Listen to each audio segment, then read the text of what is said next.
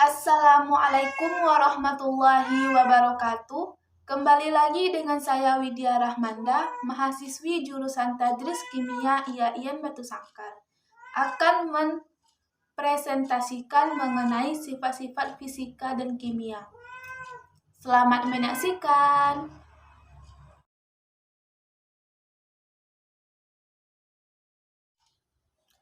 Laporan praktikum kimia dasar tentang sifat-sifat fisika dan kimia ini bertujuan untuk 1. Menentukan titik didih etanol dan cairan lain. 2. Menentukan apakah suatu senyawa padat dapat larut atau tidak dalam air. 3. Menentukan apakah suatu cairan bercampur dengan air atau tidak. Dan yang keempat yaitu menentukan apakah suatu zat mengalami perubahan fisika dan kimia.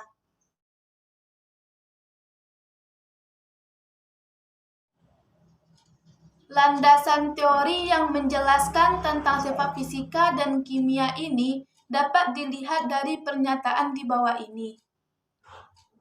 Penggolongan materi dapat dilakukan dengan mengidentifikasi sifat fisika dan kimia materi tersebut. Sifat-sifat tersebut terdiri dari dua golongan, yaitu homogen dan heterogen. Materi homogen adalah materi yang memiliki sifat fisika dan kimia yang cenderung tetap. Sedangkan materi heterogen yaitu materi yang memiliki sifat fisika dan kimia yang cenderung berubah. Sifat fisika adalah perubahan yang dialami oleh suatu benda tanpa pembentukan zat baru.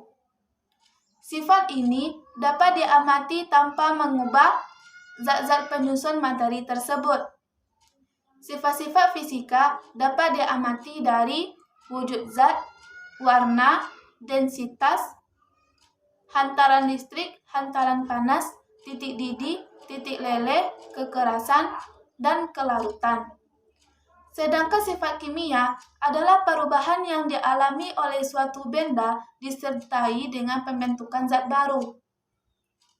Perubahan kimia dapat diamati dengan memperhatikan pembentukan gas, perubahan warna, dan pembentukan senyawa lain.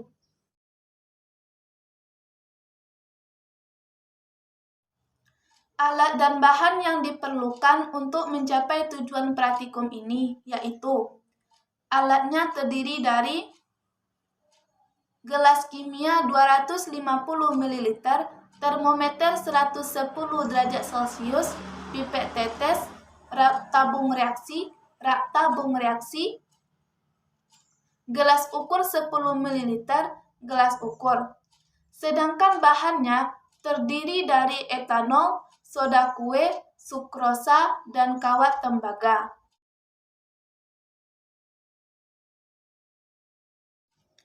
Prosedur kerja untuk menentukan titik didih etanol yaitu letakkan gelas piala di atas kaca. Masukkan 150 ml air ke dalam gelas piala dan didihkan. Setelah mendidih, matikan pemanas. Kemudian masukkan 2 ml metanol dan beberapa butir batu didih ke dalam tabung reaksi. Masukkan tabung reaksi ke dalam gelas piala. Masukkan termometer ke dalam tabung reaksi sampai 1 cm di atas permukaan alkohol.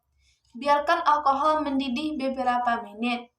Kemudian catat suhu setelah ada kondensat menetes dari ujung termometer.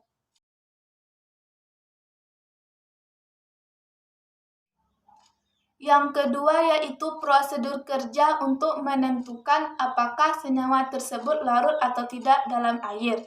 Caranya yaitu masukkan 5 ml air suling ke dalam 2 tabung reaksi. Masukkan soda kue ke dalam tabung reaksi yang pertama dan sukrosa ke dalam tabung reaksi yang kedua. Kemudian kocok beberapa menit.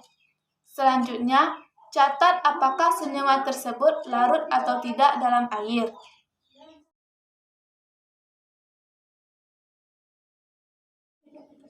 Prosedur kerja yang ketiga yaitu untuk menentukan apakah cairan tersebut bercampur dengan air atau tidak. Caranya yaitu Masukkan masing-masing 5 ml air ke dalam 2 tabung reaksi. Masukkan beberapa tetes metanol ke tabung yang pertama dan beberapa tetes aseton ke tabung yang lain. Selanjutnya, kocok dan amati apakah cairan tersebut saling bercampur atau tidak.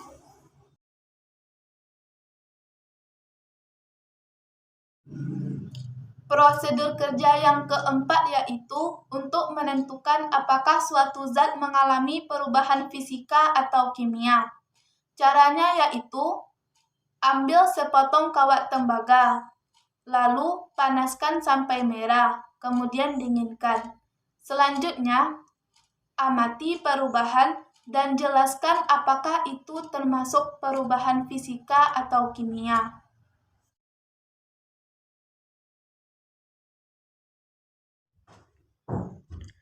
Contoh perubahan fisika dan kimia dalam kehidupan sehari-hari. 1. Ciri-ciri perubahan fisika. Di antaranya, terjadi perubahan wujud dan bentuk dan bersifat reversibel, yaitu dapat kembali ke bentuk semula dengan mudah. Contoh, es mencair, kapur yang ditumbuk menjadi bubuk kapur yang halus, dan pelarutan gula.